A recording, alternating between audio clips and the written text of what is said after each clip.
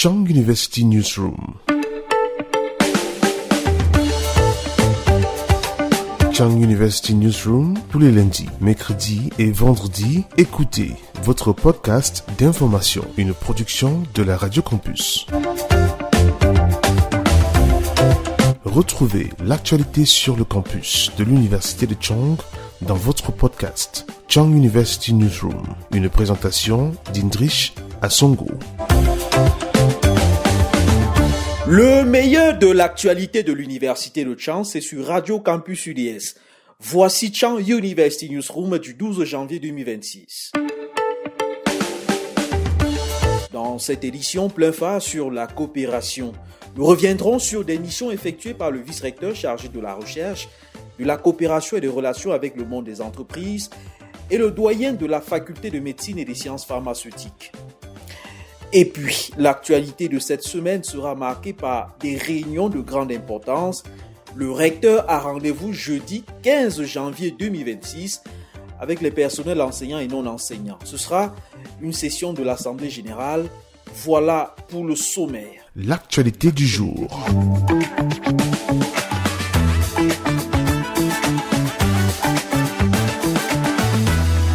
Ouvrons cette édition avec cette réunion annoncée pour le jeudi 15 janvier 2026 à 10h au Centre international des conférences Djoumessi Mathias. Il s'agit d'une session de l'Assemblée générale des personnels enseignants et non enseignants de l'Université de Chang. Elle sera présidée par le recteur, professeur Roger Tsafak-Nanfosso. Revenons sur la 53e session du conseil d'administration de l'UDS consacrée à l'examen et à l'adoption du budget de l'institution pour l'exercice 2026. Elle a eu lieu le 23 décembre 2025 dans la salle de réunion du Centre de développement du numérique universitaire. Le professeur Paul Célestin Dembiembe, président du dit conseil, a conduit les travaux. Le recteur a quant à lui rapporté les points inscrits à l'ordre du jour. L'on retient que le budget de l'UDS pour l'année 2026 s'élève à 8 420 709 288 francs CFA.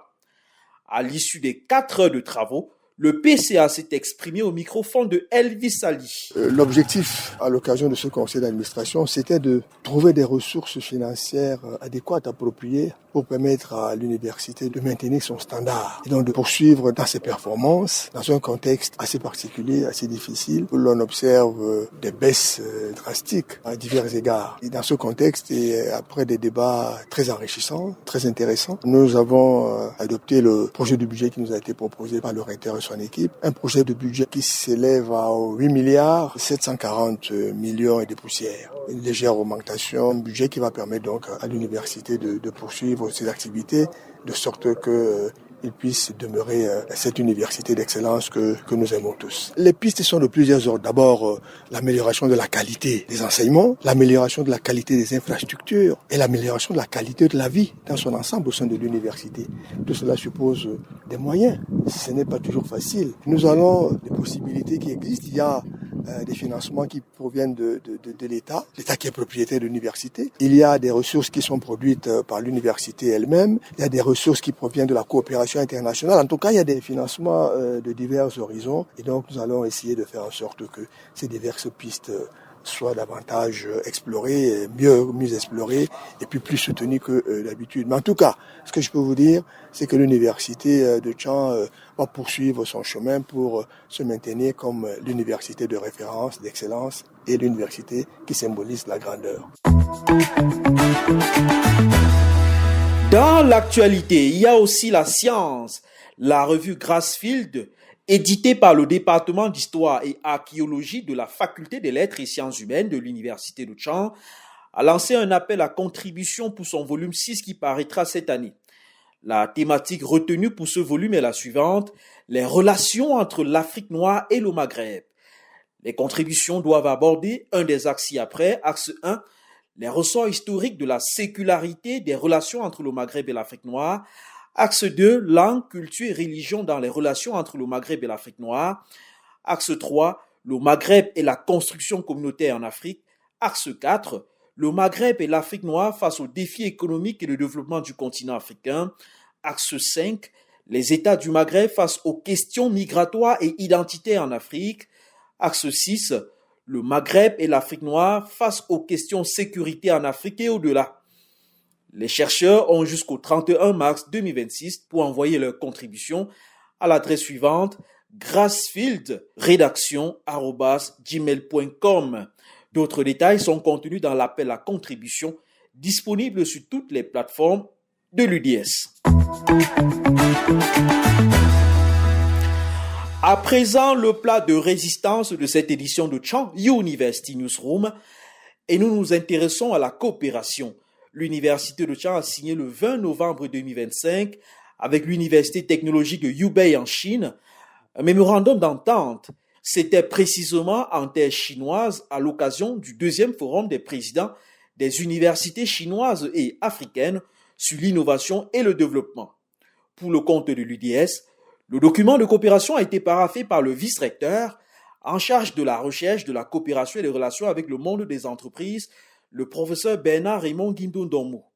Je vous propose de l'écouter sur les possibilités offertes par ce partenariat. Donc c'est une grande université qui est située dans une région d'avenir, n'est-ce pas, où la technologie est en pleine expansion. Et donc nous avons eu à visiter l'université. C'était impressionnant en termes d'infrastructures, impressionnant aussi en termes d'activités menées, parce qu'on y voit des choses concrètes. La production d'un certain nombre de robots, la production de certains animaux de manière mécanique, des animaux en termes d'objets, etc. Et donc concrètement, ça nous a permis effectivement de voir qu'il y a des choses qui peuvent être faites avec cette université, et d'où la signature de ce mémorandum d'entente qui porte sur des domaines variés. Et là, c'est très intéressant. Ça ne concerne pas seulement les aspects liés à la technologie au sens strict du terme. C'est très ouvert en termes de mobilité du personnel enseignant, mobilité, n'est-ce pas, des étudiants, en termes d'activités concernant les aspects scientifiques et technologiques, les aspects concernant le management, les aspects économiques, entre autres. C'est un mémorandum d'entente qui a une durée de 6 ans. Autre front de la coopération internationale, l'Université de Rome Tor Vergata. Avec cette institution d'enseignement et de recherche située dans la capitale italienne, l'Université de Chang a une coopération vieille d'une décennie. Celle-ci porte notamment sur la kinésithérapie. Du 1er au 5 décembre 2025, une délégation de l'UDS conduite par le vice-recteur chargé de la recherche, de la coopération et des relations avec le monde des entreprises y a séjourné. Au menu de ce voyage, des discussions sur les modalités de mise en œuvre du nouveau projet qui lie les deux institutions. Logé sous le programme Erasmus+, il porte sur la kinésithérapie et la réhabilitation. Dans ce cadre, il est prévu une mobilité estudiantine et enseignante dans les deux sens. Écoutons à ce propos les clarifications du doyen de la faculté de médecine et des sciences pharmaceutiques, le professeur Simeon Pierre Choukem, était de ce voyage italien. Dans un précédent programme, en 2023, les 12 meilleurs étudiants de notre première promotion de licence professionnelle en kinésithérapie avaient séjourné pendant 2 mois, au cours desquels ils ont appris beaucoup de choses, notamment pour rendre leur formation universelle, c'est-à-dire au niveau mondial. Ce programme-là a pris fin. Maintenant, ce nouveau programme, comme d'habitude dans le cadre de la NUS, il y a la mobilité non seulement des étudiants, mais aussi des enseignants et du personnel non enseignant. Dans le cadre actuel, nous sommes là en tant qu'enseignants et administration pour mettre les choses au point. Et par la suite, il va y avoir échange d'étudiants.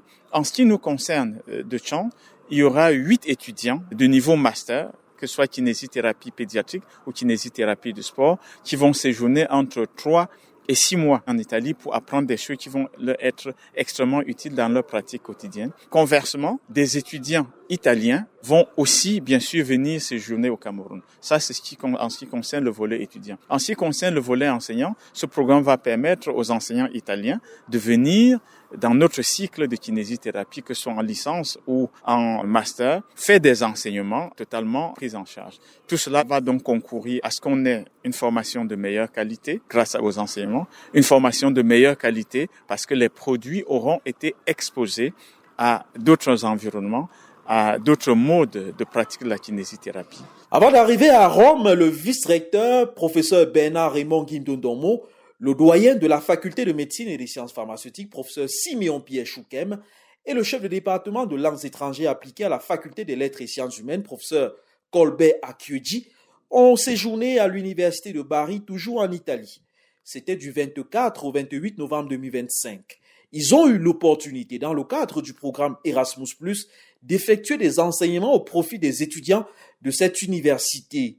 Je vous propose d'écouter à ce propos le professeur Bernard Raymond Guindo-Ndomo. Il résume pour nous le contenu de ce déploiement. Nous avons eu un déploiement multifonctionnel d'activités. On était certes en relation avec le département de droit, mais on a eu un déploiement qui dépassait le droit. Personnellement, j'ai fait une intervention sur la protection des droits fondamentaux au Cameroun et dans les pays subsahariens. Le professeur Akedji a fait un exposé sur les questions de migration. Le professeur Choukin a fait une intervention sur les mutilations sexuelles féminines et également sur le domaine qui est le sien, le domaine médical. Donc là, on a eu un déploiement, n'est-ce pas, dans plusieurs directions sur une semaine. Et nous sommes adressés aux étudiants, justement, des étudiants de master. Et ces échanges, ces présentations donnaient lieu à des échanges. Et nous leur avons laissé, n'est-ce pas, nos textes, en leur disant qu'ils peuvent les exploiter ou les publier, n'est-ce pas, pour faire plus de diffusion sur ce que l'université de Champ est capable, n'est-ce pas, de faire dans ces différents domaines-là. De beaux jours attendent donc ceux qui auront choisi d'étudier dans cette université. Elvis Ali, Charles Njinkemo et moi-même Indri Chassongo, nous vous remercions pour avoir consacré de votre temps pour écouter cette autre édition de Chang University Newsroom. N'oubliez pas de vous abonner à toutes les plateformes numériques de Radio Campus UDS. À très bientôt. Chang University Newsroom. Chang University Newsroom, tous les lundis, mercredis et vendredis, écoutez votre podcast d'information, une production de la Radio Campus. Retrouvez l'actualité sur le campus de l'Université de Chang dans votre podcast, Chang University Newsroom.